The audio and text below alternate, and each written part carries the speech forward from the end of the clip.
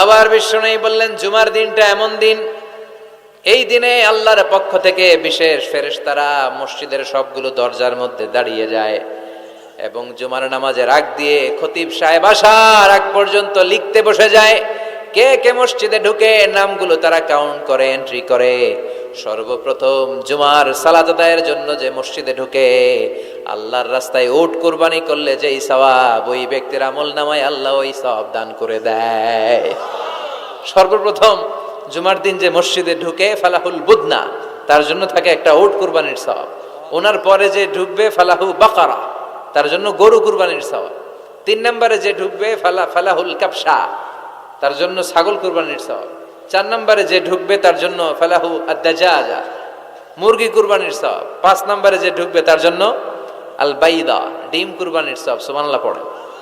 এরপরে ইমাম সাহেব যখন খুতবা দেওয়ার জন্য চলে আসে, ফেরেশতারাও বসে যায়, খুতবা শুনতে শুরু করে। সুবহানাল্লাহ পড়ে। তাহলে এই জুমার দিনের আলাদা সিগনিফিকেন্স আল্লাহর কাছে আছে না নাই? বেশি না কম? আলহামদুলিল্লাহ, যে এই দিনটাকে আমরা ছুটির দিন হিসেবে পেয়েছি।